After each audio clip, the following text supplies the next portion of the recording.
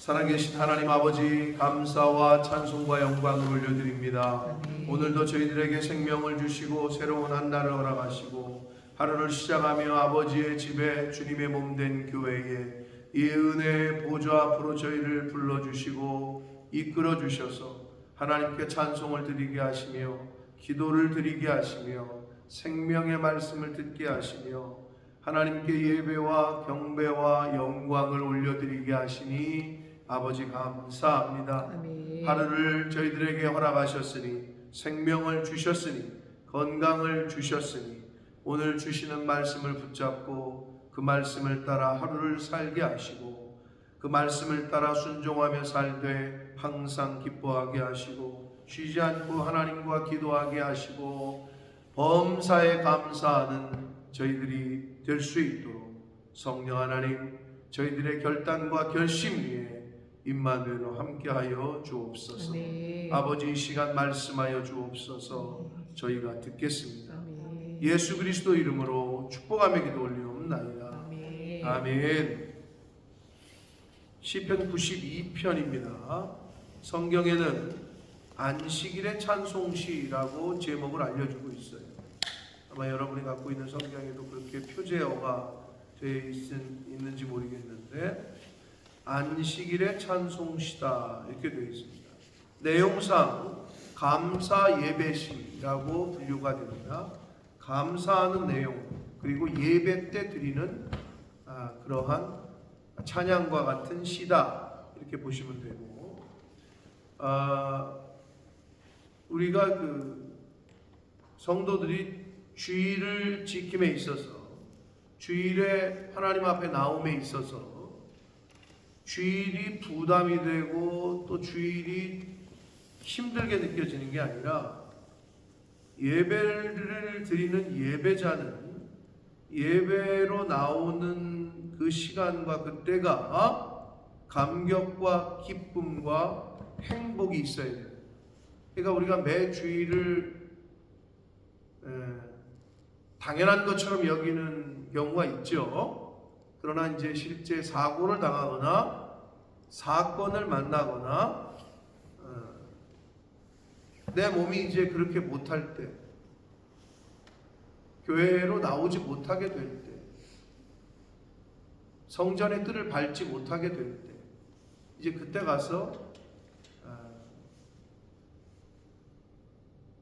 그렇게 되면 이미 너무 늦은 건데 그때 가서 그때가 소중했구나 꼭 인간들은 그렇게 생각하는데 그러니까 사람들이 뭐 있을 때 잘해 아니면 뭐 건강할 때 잘해 뭐 이런 표현들을 쓰는데 그러니까 그 전에 우리가 깨달아야 되는데 그러니까 예배자는 예배로 나아가는 것이 감격과 기쁨과 기대와 소망과 행복이 있어야 돼요. 그게 이제 예배를 드리러 오는 사람들의 자세인 거죠. 그래서 이 안식일의 찬송시는 오늘날로 말하면 주일날 우리가 와서 하나님 앞에 어떻게 보면 이 이스라엘 사람들은 안식일 때마다 이 찬양시를 불렀다고 생각하시면 돼요. 각자 여러 가지 생활 속에서 살다가 왔을 거 아니에요. 이 모양 저 모양으로. 그런데 우리 기독교와 천주교와 여러 가지 예배 방식에도 다른 게 많이 있는데 천주교는 정해져 있어요. 기도를 해도 기도문이 정해져 있고 뭐를 해도 이렇게 딱 정해져 있는 걸로 하게 돼 있다고. 어떤 의미에서는 감리교회를 제가 이 교회를 처음에 그 담임 목사님 계실 때 벌써 오래됐죠. 한 1년을 나와 볼 때 느낀 점은 뭐 성찬식 어떤 예식을 한다. 그러면은 알겠어. 그 예식의 어떤 순서가 정해져 있어. 우리도 저도 예식을 할 때는 그 성례전 예식 그 책이 있어서 그거를 참고를 하는데 근데 특이한 점은 그래도 이제 기도를 하거나 뭐를 할 때는 제가 기도를 하잖아요. 근데 여기 감리교회도 기도문까지 정해져 있어. 그러니까 그러니까 그걸 보고 그대로 읽어. 딱 픽스가 돼 있다는 거지. 고정이 돼 있어. 그러면 좋은 점은 뭐냐? 다른 생각들이 안 들어가죠. 그러나 나쁜 점이라고 표현하면 좀 그렇지만 좀 너무 제한하는 게 있죠. 그래서 제가 그걸 보면서 일장일단이 있으나 어떤 게 뭐 저거하다라고 말하기는 그런데, 그런 측면에서 볼 때에는 옛날에 이스라엘 백성들은 예배에 나오면 정해져 있는 찬양을 다, 물론 우리도 찬송 몇 장 합시다 그러면 다 같이 부르잖아요. 그거랑 좀 비슷해. 그런데 개인 기도를 할 때는 또 개인 기도를 하잖아요. 두 가지가 다 있어야 된다고 보는데, 우리가 이제 예를 들면 이거지. 주일날 대표 기도를 한단 말이에요. 회중들을 대신해서 기도하는 거야. 회중들을 대신해서. 그런데 회중들을 대신해서 하나님 앞에 예배 시간에 기도를 하는데 자기 얘기만 하고 앉았어. 그러면 안 되잖아요. 이제 그런 거를 방지하기 위해서인지 몰라도 회중 대표 기도의 기도문까지 다 작성이 돼 있다고. 그러면 나오면 그 사람이 그걸 읽게 돼 있다. 천주교는 딱 그 저기가 있어요. 그럼 속으로 지금 그럼 준비 안 하면 좋겠다 뭐 이렇게 생각할 수도 있는데, 편하겠다 뭐 이렇게 생각할 수도 있는데, 그건 조금 다른 개념인데 그렇게 돼 있어요. 그 장점은 내 개인적인 생각이 안 들어간다는 장점이 있겠죠. 그래서 이 안식일의 찬송시다 이렇게 돼 있어요. 이 92편이 제목이 내용상 감사 예배시로 불리고 있고, 이 안식일에, 오늘날로 말하면 주일에 예배 시간에 이게 계속 이게 낭독이 됐다는 거죠. 자, 보겠습니다. 지존자여 시편금과 비파와 수금으로 여호와께 감사하며 주의 이름을 찬양하며. 시편금, 비파, 수금 여러 가지 악기들로 하나님께 감사하고 주의 이름을 찬양하고. 그러니까 예배 시간 우리가 교회에 나오면 하나님께 감사하고 하나님께 찬양을 드리고 영광을 올려드리는 거죠. 그게 예배죠. 근데 어떻게 와요? 많은 사람들은 예배 와서 내가 위로를 얻고 내가 교훈을 받고 내가 복을 받고 여기에 초점이 돼 있다는 거예요. 물론 그것도 맞아요. 그거는 근데 부수적으로 따라오는 건데 그게 목적이 되는 경우가 있단 말이에요. 그러니까 새벽 성도님들은 예배, 어느 예배를 대하시고 만나시고 드리게 되더라도 그 예배 자체는 하나님에게 초점이 맞춰져야 되고 하나님께 영광을 드리고 감사를 올려드리고 찬양을 하는 시간이 예배다. 예배의 정의가 바로 돼 있어야 돼요. 네? 근데 와가지고 우리는 세상 사람들이 종교를 왜 믿냐? 어떤 자기의 입신양명과 신세한탄과 자기의 처한 처지를 신이 좀 도와줬으면 좋겠다. 이게 목적이란 말이에요. 근데 그렇게 접근하면 안 되고요. 우리 기독교는 여기 나와 있듯이 감사와 찬양을 하나님 앞에 올려드리는 게 목적이 됩니다. 그러면 나중에 그거는 그냥 부수적으로 따라오는 거다. 은혜를 입고 하나님께서 우리의 형편과 사정을 보시고 하는 거는 그건 부수적으로 따라오는 거다. 그러니까 이제 그게 예수님께서 말씀하신 대로 마태복음 6장에도 팔복장이 끝나고 나서 너네가 기도할 때 이런 것 좀 구하지 말아라. 그리고 구하려면 먼저 하나님의 나라와 의를 구해라. 그리하면 이 모든 건 그냥 너희들에게 덤으로 주실 거다. 이게 예수님의 가르침이었잖아요. 성경의 전체적인 흐름은 그거라는 거예요. 똑같아요. 근데 우리가 이거를 어리석어서 내 처한 상황과 환경이 자꾸 먼저고 그걸 자꾸 좀 해결을 바라고 이렇게 접근을 한단 말이죠. 근데 그걸 좀 바꿔야 돼요. 예배 시간에 하나님의 영광을 받으시는 거고 하나님께 찬양하는 거고.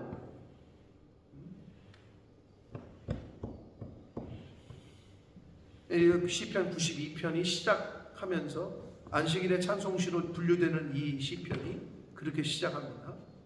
그리고 아침마다 주의 인자하심을 알리고 밤마다 주의 성실하심을 베품이 좋다라고 기자가 노래하고 있잖아요.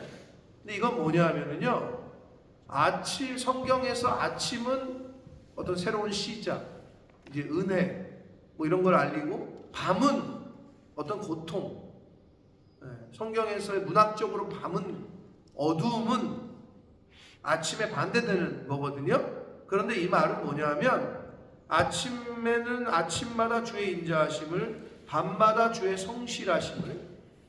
자, 인자하심이라는 단어는 히브리어에 굉장히 유명한 헤세드, 은혜, 자비 이런 표현이거든요.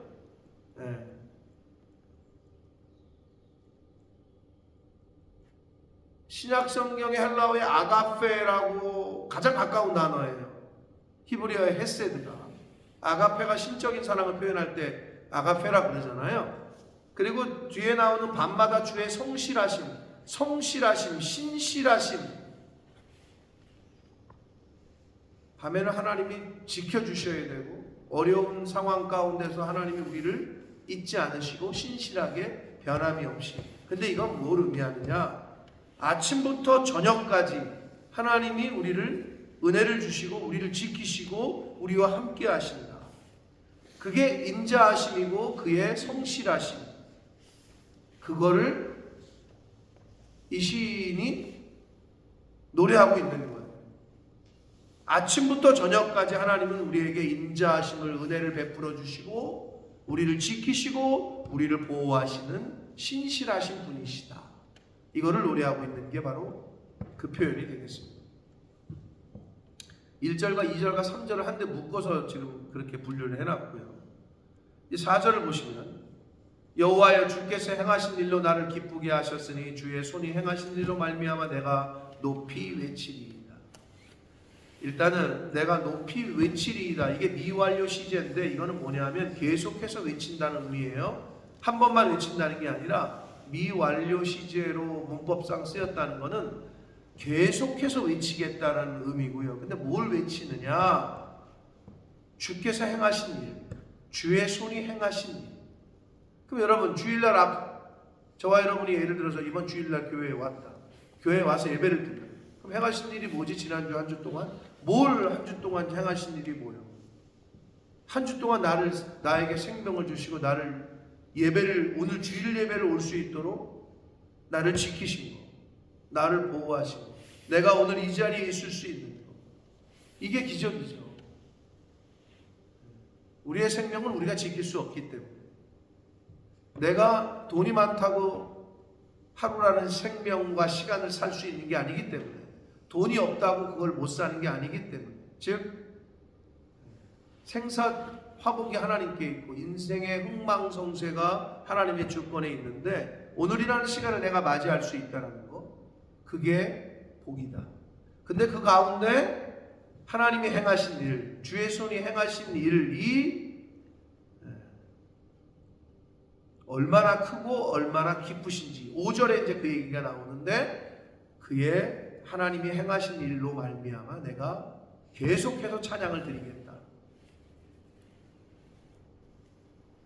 그리고 왜냐하면 여러분, 주의 손이 행하신 일, 주께서 행하신 일, 행하신 게 없는 것 같은데 라고 여러분이 느낄지 모르지만, 인간은 하나님의 계획을 다 알 수가 없단 말이에요.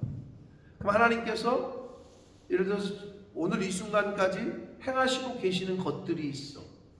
근데 그게 내 머리와 내 지식으로는 볼 수도 없고 이해할 수도 없어.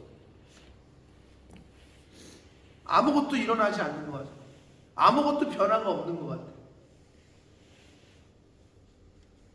우리가 다 알 수가 없는 거예요. 이미 하나님은 계속해서 운행을 하고 계시고 하나님의 계획과 섭리를 이끌어가고 계셔. 그러니까 찬양을 드릴 수밖에 없는 거죠. 그러면서 시인이 뭐라고 얘기하느냐? 5절 여호와여 주께서 행하신 일이 이제 그 나오잖아요. 주께서 행하신 일, 주의 손이 행하신 일, 다시 5절에 주께서 행하신 일을 설명해요. 어찌 그리 크신지요. 이거는 어찌 그리 위대하신지요. 그리고 주의 생각이 매우 깊으십니다. 하나님의 넓이와 길이와 높이와 깊이를 우리는 알 수 없다라고 성경에 여러 군데서 표현해요. 알 수가 없죠. 아이들이, 자식들이 철들기 전에는 더더군다나 철이 들어도 부모의 마음을 다 헤아릴 수 없거늘, 그러니까 사랑은 사랑은 내려가는 거지 올라가지 않는다라고 옛날 어르신들이 하신 말씀이 딱 맞는 얘기예요. 하물며 하나님 아버지의 행하시는 일과 그분의 계획과 그 깊이와 넓이와 길이를, 높이를 우리가 어떻게 측량할 수 있겠냐는 거죠. 그 얘기를 하고 있어요.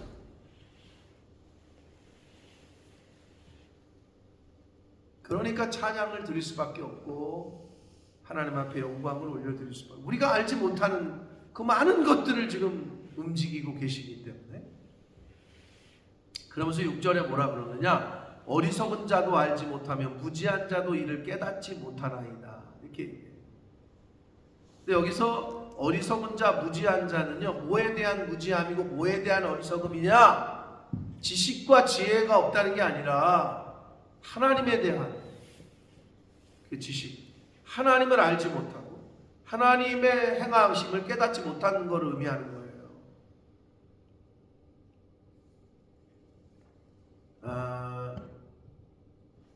세상적으로 아무리 무슨 박사학위가 몇 개고 소용없다는 거죠. 하나님을 알지 못하고 하나님을 만나지 못한 사람들은 시편의 73편 뒤로 몇 장 넘기시면은요, 73편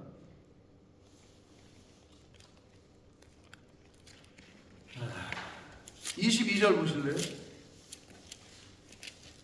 이 아삽이라는 시거든요. 73편은 아삽은 굉장히 성가대 찬양 대장도 했었고 시편에 이 글도 쓴 아주 그런 분이신데, 시편 73편 22절에 같이 읽겠습니다. 시작. 내가 이같이 우매무지함으로 주 앞에 짐승이오나, 이렇게 되어 있어요. 자기 자신을 짐승이라고 표현하고 있어요. 여러분, 하나님을 알지 못하는 사람이 짐승이에요. 성경 말씀을 읽지 않는 사람들이 짐승인 거예요. 성경이 이렇게 얘기하고, 아삽 자신이 내가 하나님 앞에 무지하고 짐승과도 같다, 이렇게 표현해요. 주의 앞에 짐승과 같다. 그러니까 하나님을 알지 못하고 하나님의 은혜를 깨닫지 못하고, 예를 들면 태양에 오늘 태양이 있네? 당연한 게 아니라 하나님이 저 태양을 오늘 뜨게 하셨고 주관하시고 주장하시고 계시다. 이 천지를 지금 운행하고 계시다. 이거를 깨닫지 못하는 인간이 짐승과 같다는 거예요. 그래서 진짜 어리석은 자, 진짜 무식한 사람은 하나님을 알지 못하고 만나지 못한 사람이다. 그러니 하나님을 알아서 하나님의 날에 이 하나님 아버지의 집에 와서 찬양과 영광을 올리는 사람이, 그 사람이 가장 지혜로운 자요 복된 자인 줄 믿습니다. 그러니 얼마나 감사한 거예요. 그렇게 구별이 되게 하시니. 그러면서 여러분 그런 게 있죠. 주일을 구별해서, 시간을 구별해서 예배하는 자리에 와 있다. 이거는 이미 구별이 된 거야. 하나님이 보실 때 선한 사람과 악한 사람들이. 그래서 예배를 드리는 것 자체가 이미 구별됐기 때문에 그거 자체로 하나님은 판단을 하신다. 하나님 앞에 예배하러 오는 자리에 안식일을 기억해서 거룩히 지키라 했는데, 예수 그리스도의 십자가의 은혜를 생각해서 안식일의 주인은 나다 하신 예수님의 말씀을 따라 부활하신 그 죽음과 예수 그리스도의 죽음과 부활을 기념해서 우리가 주일을 지키고 있는데, 그 주일에 이날의 주인이 하나님이심을, 예수 그리스도이심을 고백하며 나와서 찬양과 예배를 드리며 겸손하게 하나님의 말씀을 듣는 사람들과 그렇지 않은 사람들은 이미 구별이 됐다. 그러면 어떻게 구별하시냐? 악인들은 7절 풀같이 자라고 악을 행하는 자들은 다 흥왕할지라도 이렇게 되어 있어요. 흥왕하는 것처럼 보여요. 그리고 풀의 특징이 뭐예요? 내가 심지도 않았는데 여기도 나고 저기도 나고 여기도 있고 저기도 있고 어디를 가도 다 있어. 그게 악한 사람들의 특징이에요. 악의 특징이에요. 그리고 흥왕하는 것처럼 보여요. 이 세상에 있는 동안에는 하나님을 안 믿는 사람들이, 모르는 사람들이 득세하는 것처럼 그렇게 보여져요. 근데 성경은 뭐래요? 그럴지라도 영원히 멸망할 것이다. 이게 그들의 종착역이에요. 그럼 반대로 선한 사람은 어떻게 해요? 늘 마이너 같고 늘 그런 사람들에 비해서 제대로 하지도 못하는 것 같고 늘 힘들고 고난 가운데 있는 것 같고 늘 이리 치이고 저리 치이는 것 같지만 영원한 생명을 얻게 될 줄 믿습니다. 그게 바로 악인들은 풀같이 여기도 있고 저기도 있고 그리고 흥왕하는 것처럼 보일지라도 그들은 영원히 멸망할 것이다. 주는 영원토록 지존하시니 왜냐? 하나님이 영원히 계시고 그분이 재판장 되셔서 심판하실 것이기 때문에 그렇다. 그러면서 9절 여호와여 주의 원수들은 패망하리이다. 정령 주의 원수들은 패망하리이다. 강조를 합니다. 죄악을 행하는 자들은 다 흩어지리이다. 그럼 여기서 악인이 누구고 죄악을 행하는 사람이 누구냐? 여기서는 이게 무슨 시라고요? 안식일에 찬양하는 시라 그랬어요. 주의 날을 주의 날로 여기지를 않아. 하나님 앞에 나와서 이 찬양과 경배와 예배를 드려야 되는데 그렇지가 않아. 쉽게 더 쉽게 얘기해 볼까요? 일단 종교를 떠나서 그냥 우리 이 세상에서 생각할 때 아버지 제삿날인데 자식 새끼가 오지는 않아. 보니까 어디 놀러 갔대. 해외여행 갔대. 그러면 세상에서도 그런 자식들은 호로 자식이라고 그러고 어머니 제삿날인데 오지를 않아. 놀러 다니는데 비슷하게 생각하시면 돼요. 그러면 세상 사람들도 욕을 한단 말이에요. 호로 자식이라고. 그렇죠? 영적으로 볼 때 하나님 아버지 앞으로 나와서 예배하는 날인데 그게 주일인데 그 예수 그리스도의 십자가의 은혜 그 사랑을 알고 경험한 이들이 주일날 와서 하나님께 예배드리고 찬양을 드려야 되는데 오질 않고 놀러가. 호로자식이라고 그러겠죠. 영적인 호로자식. 그러니까 여기서의 죄악과 여기서의 그 악한 사람들은 바로 주의를 거룩하게 지키지 않는 사람들을 의미하는 거예요. 여기서는. 그런데 이들의 특징, 멸망하고 패망하고 흩어진다. 멸망, 패망, 흩어짐 다 같은 의미예요. 그러나 이제 10절 주께서 내 뿔은 힘과 권위를 상징하고 들소의 뿔같이 높이셨다. 즉 하나님 앞에 나와 예배드리는 자들의 하나님의 사람들의 주의를 거룩히 지키는 자들의 권위를 높이신다 라고 생각하시는 거예요. 내게 신선한 기름을 부으셨다. 기름을 부은다는 건 옛부터 이 구약시대부터 존귀하게 여김을 당한다는 의미예요. 즉 왕으로 세우거나 존귀하게 높이신다. 그게 기름을 부은다는 거예요. 그러니까 뿔을 높이신다. 신선한 기름을 부으신다. 존귀하게 여기고 높이신다는 거예요.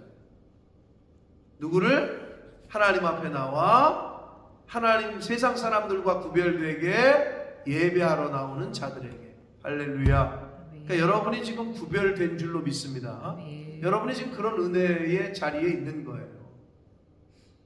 이 아침에 여러분이 구별하신 거예요. 그러나 그것 또한 하나님의 은혜를 주신 것 때문에 지금 저와 여러분이 이 자리에 있는 줄 믿습니다. 11절 내 원수들이 보응받는 것을 내 눈으로 보며 일어나 나를 치는 행악자들이 보응받는 것을 내 귀로 들었도다. 우리가 이렇게 하나님께서 이렇게 구별하시고 승리하게 하신다는 거예요.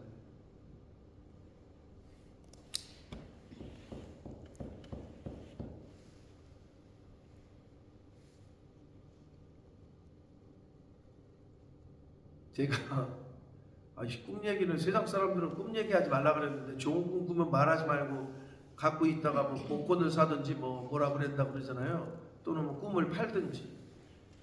내 꿈을 사실요? 내가 어제 꿈에 개꿈이지 개꿈인데 옛날에는 하나님이 구약 시대에는 꿈으로도 역사하시고 말씀하셨는데 우리에게는 분명한 계시의 말씀을 주셨기 때문에 물론 그럼에도 불구하고 특별하게 환상을 보이시거나 꿈으로 말씀하실 수도 있다. 그러나 이제 너무 거기에 집착하면 그게 이제 신비주의 쪽으로 흐르는 거고 우리의 기준은 말씀입니다. 근데 어제 꿈이라도 기분 좋더라고요. 여러 사람이 나왔어요. 아무튼 핵심은 뭐냐? 길 가다가 제가 봉투를 하나 주셨는데 이렇게 두꺼워. 근데 파운드도 아니고 달러가 들어있는 거야. 100달러짜리가 이만큼이야. 제가 볼 때 그냥 단순 계산하면 몇만 파운드 되겠지? 몇만 달러가. 100달러짜리 10장이면 1000파운드, 1000달러고 100장이면 10,000달러잖아요? 근데 이제 주워 쓰면서 이거 가짜겠지, 위조지폐겠지. 근데 꿈속에서도 그걸 은행 가서 확인을 했네. 이게 100달러짜리 한 장을 주면서 이게 위조지폐인지 좀 확인해달라. 그것들이 진패래, 진짜래. 근데 꿈속에서도 기분이 너무 좋은 거야. 근데 왜 파운드도 아니고 달러인지 모르겠어.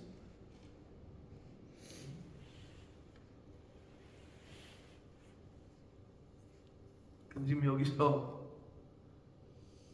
근데 꿈속에서도 돈을 주시니까 좋긴 하던데 그래서 제가 아침에 일어나면서도 제 아내한테도 얘기 안 했는데 하나님이 물질에 저거를 물꼬를 트시려나 나 혼자 생각하는 거지 아니 우리 교회에 또는 우리 성도들에게 물질의 복을 주실래나. 여러분 꿈은 그냥 제가 혼자 꾼 개꿈일 수도 있고 하나님은 말씀으로 또 우리에게 알려주시고 감화감동해 주신다는 거 이게 1차적인데 자 악한 사람들의 멸망과 악한 사람들의 보응받는 것을 우리의 눈으로 우리의 귀로 듣게 된다 라고 말씀을 하고 있습니다. 12절 의인은 종려나무같이 여기서의 의인은 우리가 뭔가를 잘해서가 아니에요. 우리가 뭔가를 잘라서 의인이라고 표현하는 게 아니라 누가 의인이냐? 예수 그리스도의 십자가의 구속의 은혜와 하나님 아버지의 사랑에 감격해서 하나님 앞에 아버지 집에 나오는 사람들, 하나님이 그렇게 구별해 주시는 사람들, 예수 그리스도 자체가 의야, 의의 본체야. 그러면 그 예수 그리스도의 의의 본체에 머리 숙이고 겸손하게 그 의를 받아들인 사람들이 의인이야. 그리스도인은 그리스도에게 속한 사람. 의라는 것이 예수 그리스도라면 의인은 그리스도에게 속한 사람. 같은 말이라고 보시면 돼요. 네? 그래서 의인은 내가 뭔가를 나는 의롭다. 나는 세상 사람들보다 뭔가 법을 잘 지키고 나는 세상 사람들보다 더 뭔가 잘나고 이건 아니라는 거예요. 그렇게 생각 안 하시겠지만 더 교만한 거지 그거는. 죄인 중에 괴수다, 우두머리라. 바울 사도도 그렇게 얘기했거든. 나는 저 사람들보다 나는 좀 더 잘나고 나는 더 의롭고 그 속에 썩은 게 더 많어. 그러니까 그렇게 말할 거가 아니라 여기서의 의는 하나님이 그렇게 구별해 주시고 예수 그리스도의 십자가의 은혜와 하나님 아버지의 사랑에 감사하며 감격해하는 사람들, 이렇게 생각하시면 돼요. 종려나무같이 번성한다. 종려나무의 특징은요, 이 종려나무는 이 구약 성경에서는 번영과 번성, 이걸 상징하고요. 그 이유는 이 나무가 20에서 30m까지 자라난대요. 엄청나게 20에서 30m면은요 엄청나게 큰 거예요. 여기서부터 저 끝까지 그걸 세웠다고 생각해 보세요. 그렇게 번영과 번성을 상징한다. 그리고 레바논의 백향목, 백향목은 아주 견고하고 아주 직선이야. 그래서 건축 자재로 많이 쓰이고 솔로몬의 궁전, 성전을 지을 때에도 이 백향목을 사용했는데, 이거 견고함이고 이 나무의 특징은 또 하나는요, 장수야. 기록에 따르면 1000년까지도 사는, 1000년을 버틴대. 그러니까 장수와 견고함, 이걸 상징해요. 누가? 의인이 그렇다는 거예요. 할렐루야. 우리가 능력이 있어서가 아니라 하나님이 그렇게 해주신다는 거죠. 근데 그 이유가 그렇게 의인이 종려나무 같이 번성하고 백향목 같이 성장하는 그 이유는 13절 같이 있습니다. 시작. 이는 여호와의 집에 심겼으며 우리 하나님의 뜰 안에서 번성하리로다. 이게 답이요. 여호와의 집에 심겼기 때문이라는 거예요. 근데 이게 특징이 뭐냐? 내가 그럼 하나님의 집에 내가 그러면 교회에 왔기 때문에 복을 받는구나, 이렇게 생각하시죠? 물론 그것도 있지만 보세요. 13절은요 원문으로 보면 여호와의 집에 심겨졌다. 근데 한글 개역 개정이 여호와의 집에 심겨졌기 때문이다, 뭐 그런 의미가 있는데, 더 원어적으로는 하나님의 적극적인 행동이에요. 그러니까 내가 여기 와서 내가 뿌리를 내린 게 아니라 하나님이 하나님의 집에다가 심었다는 거예요. 내가 내 발로 걸어온 것 같지만 이 아침에 하나님께서 저와 여러분을 이곳으로 이끌어 주신 줄 믿습니다. 그 얘기를 13절에서 쓰고 있는 거예요. 여호와의 집에 하나님이 심었다는 거예요. 하나님께서. 저와 여러분이 여기다가 내가 뿌리를 내려야지, 이게 아니라 하나님이 가져다가 하나님의 집에 뿌리를 내리고 심어줬다는 거예요. 이게 하나님의 주권이고 하나님의 은혜입니다. 우리 하나님의 뜰 안에서, 성전의 뜰 안에서, 오늘날 말하는 교회 안에서, 아버지 집 안에서 번성하리로다. 이게 답입니다. 그래서 오늘날의 많은 사람들이 교회를 못 오건 교회 뜰을 교회 마당이라도 밟고 가라, 이런 얘기를 하는데, 그런 의미에서 그러는 거죠. 그래야 복을 받는 거예요. 근데 그게 가장 쉽게 우리가 살고 있는 세상에서 딱 볼 수 있는 게 뭐냐? 그게 이제 그런 거죠. 북한 탈출한 사람들이 중국 땅에 가서 한국 대사관이나 미국 대사관으로 들어가느냐 마느냐가 그들의 생사를 갈라요.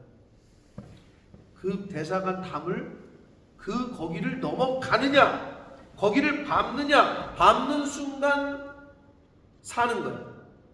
근데 못 들어가는 순간 죽는 거야, 잡히면. 뭐 그런 영상 많이 있잖아, 옛날에. 실제로.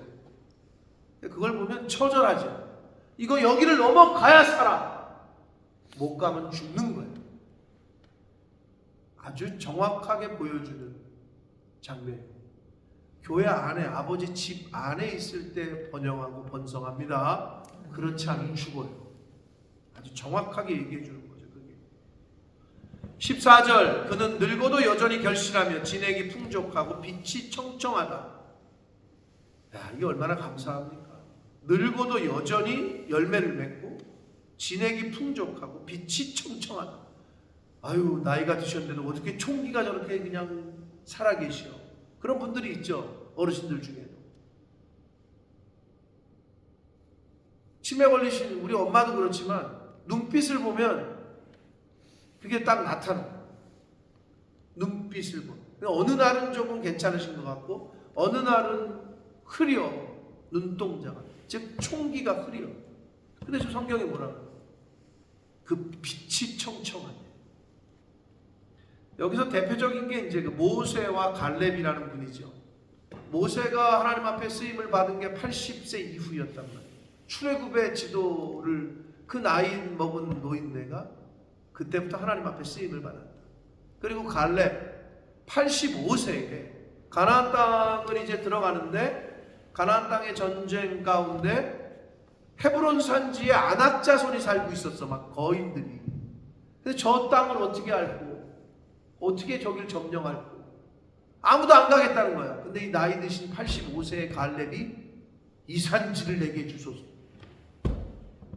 그래서 아낙 자손을 그 철병거들을 너네 두려워하지 말아라. 아, 이분이 참 멋있는 분이에요. 그래서 거기서 그 찬양이 나온 거 아니에요. 이 산지를 내게 주십시오. 나이가 많은 어르신들이었다. 딱 그 얘기죠. 늙어도 여전히 결실하고 진액이 풍족하고 빛이 청청하다. 누가? 하나님의 뜻 안에 심겨진 자들, 하나님의 집에 심겨진 자들, 하나님에 의해서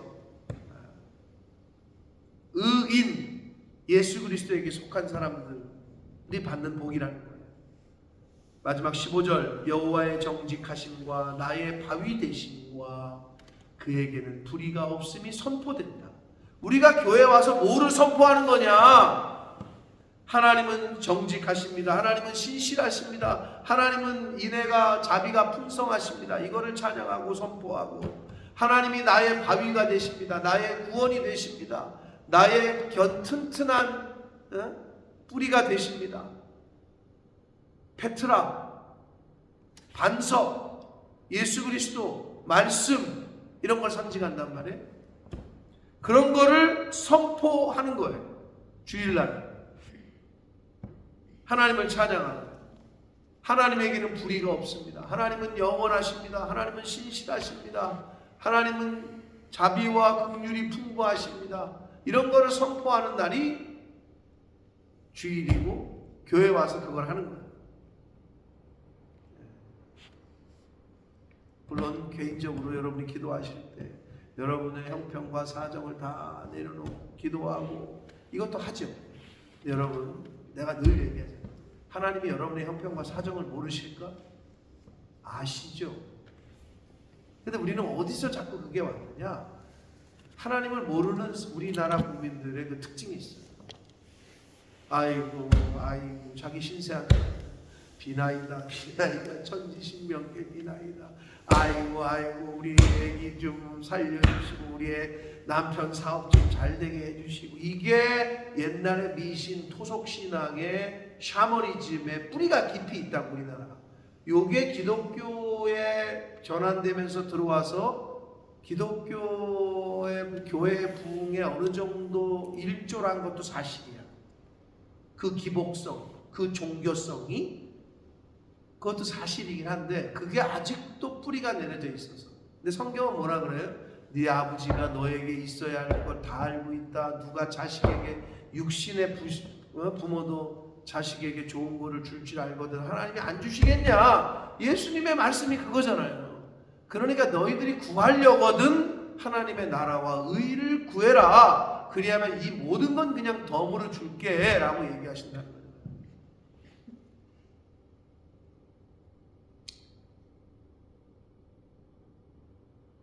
그래서 어떤 목사님이 그러시더라고요. 자기는 자기 자식들 기도를 한 번도 해본 적이 없대.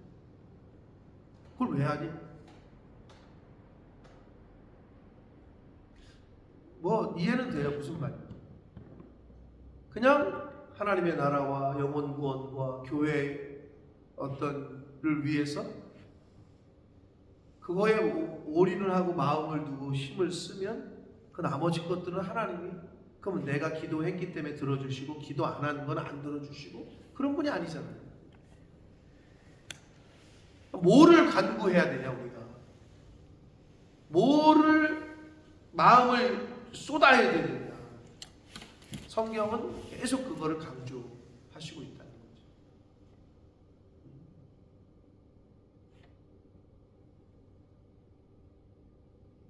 저와 여러분이 마음을 두어야 되는 것, 그리고 무엇을 기도해야 되는 건가? 오늘 이 시간 이 안식일의 찬송시라고 하는 시편 92편의 말씀을 우리가 함께 읽었는데, 이미 그리스도에게 속한 자들은 이러한 복을 받아요. 여기 성경에 나온 것처럼 종려나무같이 번성하고 백향목같이 성장하는 거예요. 이유는 니네가 말을 잘 들어서, 니네가 기도를 열심히 해서, 니네가 뭐를 잘해서가 아니고 여호와의 집에 심겨졌기 때문이라는 거예요. 하나님이 너희를 불러다가 너희를 구원하셔서 예수 그리스도를 믿게 했기 때문에 그렇다는 거예요. 그리고 하나님의 뜻 안에서 번성, 하나님의 교회 안에서 번성하게 하신대요. 우리가 뭐를 잘해서가 아니라, 우리가 뭐를 열심을 내서가 아니라, 네?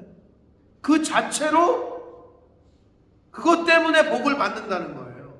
그러니까 선지자가 하박국 선지자가 그냥 여호와로 인해서 즐거워하고 기뻐하라는 거예요. 외양간에 소가 없고 포도나무에 열매가 없어도 그냥 하나님 안에, 그냥 교회에서 즐거워하라는 거예요. 감사하라는 거예요. 그러기만 하면 번성한다는 거예요. 그러기만 하면 장수한다는 거예요. 그러기만 하면 성장한다는 거예요. 종려나무처럼, 백향목처럼. 제 아내가 저한테 늘 하는 말이 있어요. 뭐 누들도 동그랗게 또 뭐가 그렇게 좋니? 늘 그래. 당신은 뭐가 그렇게 좋아서 맨날 웃니? 나는 좋다 그냥. 당신을 얼굴만 봐도 좋고, 같이 있는 게 좋고, 승호가 집에 들어오면 그것도 좋고, 승혁이 전화하면 그것도 좋고, 맛있는 거 먹으니 좋고, 나가서 걸을 수 있으니 좋고, 다 좋다. 근데 또 제 아내에게 주시는 하나님의 마음은 또 있죠. 그러다 보면 이제 제가 놓치는 것들도 있죠. 근데 제 아내는 이 애도 신경 써야 되고, 이 아이도 신경 써야 되고, 이 사람도 좀 돌봐야 되고, 참 특심을 주셔서 제 아내에게 하나님, 나보다 나, 그러니까 저한테 붙이셨겠지만, 이번 주에 안 오는 아이들 챙겨야 되고, 그 수요 모임은 오는데 교회에 못 오는 아이들, 그럼 하나님이 만나게 하셨으니까 그 영혼들을 불러다가 어떻게 해야 될 것 아니냐. 그래서 오늘 아침에도 저에게 오도를 내리길래 내가 알겠습니다, 내가 오늘 전화해서 만나보도록 하겠습니다 그랬는데, 그러니까 가끔 보면 저보다 더 난 마음을 갖고 있어요. 맞아요. 우리가 내 마음을 어디에 쓰고 있느냐, 영혼 구원과 교회와. 그러나 그럼에도 불구하고 우리가 교회 안에서의 자세는 즐거워해야 된다, 기뻐해야 된다, 감사해야 된다. 잊지 마십시오. 우리를 향하신 아버지의 뜻은 항상 기뻐하고 쉬지 말고 기도하고 범사에 감사하는 거, 이 세 가지다. 이게 너희를 향하신 아버지의 뜻이다. 아멘? 아멘. 여러분 이것만 잊지 마시라.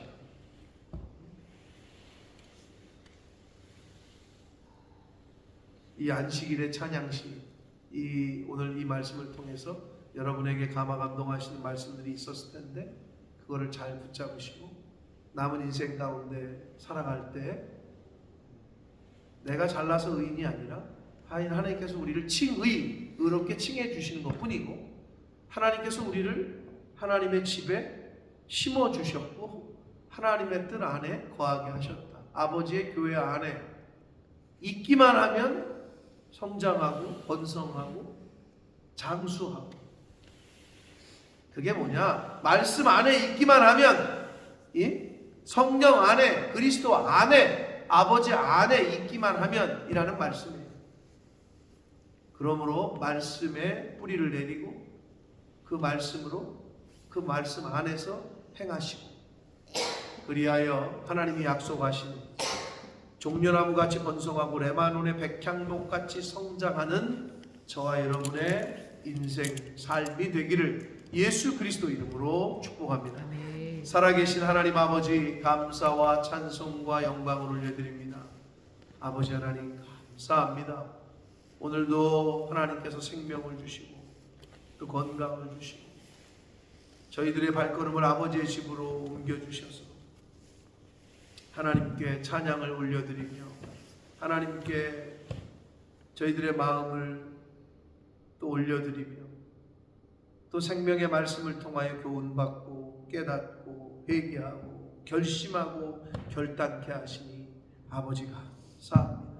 아버지 하나님, 매 주일 예배가 기대가 되어지고 그 예배가 기쁨이 되어지고 그 예배를 통하여 하나님께 영광을 돌리고 그 예배를 통하여 하나님을 만나게 됨을 소망하고 바라고 기뻐하는 그러한 예배자들로 세워지는 저희들이 되도록 주님 은혜 내려 주옵소서. 아멘. 아버지 집에 오기를, 예배하는 자리에, 기도하는 자리에, 찬양하는 자리에 오기를 즐거워하게 하시고 하나님께서 우리를 이곳 아버지의 집에 심어 주셨고 아버지의 뜰 안에 거하게 하실 때에 번성하게 되고 성장하게 될 줄 믿사오니 주님, 우리의 남은 인생이 아버지의 성소, 아버지의 집을 찾는데 기뻐하게 하시고 즐거워하게 하시고 우리의 발걸음이 빨라지게 하시고 악한 곳으로는 찾아가지 아니하는, 아예 돌아보지도 아니하는 그런 은혜가 저희들 위에 있게 하여 주옵소서. 아멘. 아버지, 하나님의 살아계심과 하나님의 주권과 하나님의 크고 놀라우신 위대하심과 그 하나님의 행하신 일들을 생명 있는 날 동안에 늘 찬양하며 사는 제가 되게 해주시고 이 자리에 있는 새벽 성도들, 이 말씀을 듣는 모든 심령들이 되어지도록 주님 은혜 내려 주옵소서. 아멘. 예수 그리스도 이름으로 축복하며 기도드립니다.